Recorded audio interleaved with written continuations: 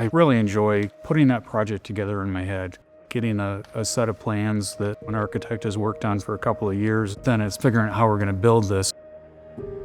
I'm Tim Lasher with Clark Contracting Services. I'm the West Michigan market segment leader.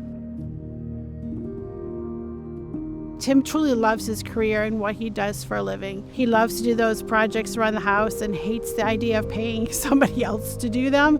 But I think the thing that means the most to him of anything is his family. He loves his kids, and his kids mean everything for him. Tim and I met when we were 14 and 15. We were band kids together, had class together, and we got married a few years later while he was still finishing up school at U of M, so we were married for 35 years. She's really my partner in life. The day that I had my first heart attack, we had a deck and the deck boards needed to be replaced. As time kind of went on, I started feeling much warmer and warmer, and then started feeling nauseous. I thought it was maybe low blood sugar. So I walked into the bedroom. I think I was going to lay down and take a nap, and then started getting heartburn. My wife met me in the hallway, and she had her phone out with WebMD on it that heartburn is a symptom of a heart attack. And she said, "We're going to the hospital." What I wasn't prepared for was because of COVID that we're standing at the checkout counter, and the nurse looked at me and she's like, "You have to leave." I gave him a hug goodbye, not knowing what the outcome of that was going to be for us. They immediately took me back into the triage room and did an EKG. A couple of minutes later, the doctor walked in. He said to me, "You're in the process of having a heart attack." And when he called and told me finally that he was having a heart attack, I just broke down crying. There was a 90% blockage, so I was extremely lucky to be able to have a stent put in that, have the artery open back up. If not for her looking at what those symptoms were and suspecting something was going on, I would not have thought that it was heart-related. It was 15 months between my first heart attack and my second heart attack. Again, I was doing some work in the house, and I felt like I just hit a wall.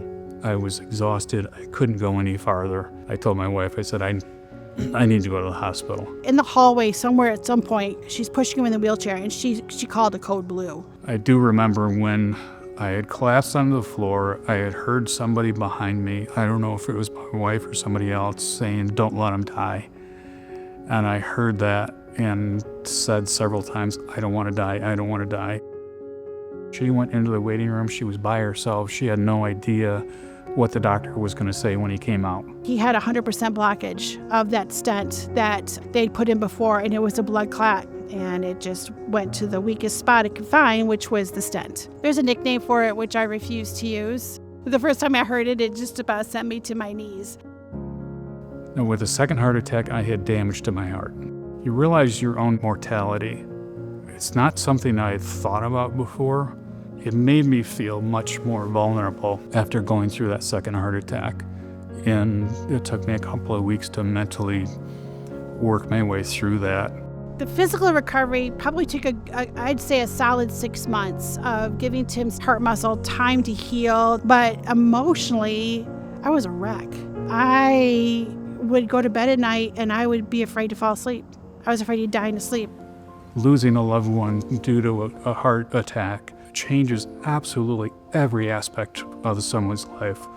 So that's part of why I want people to know this too. Prior to my first heart attack, I didn't recognize symptoms, but when I was working in the yard, I would get out of breath very easily. I would get very sweaty. I would get tired. And I just attributed those to getting older.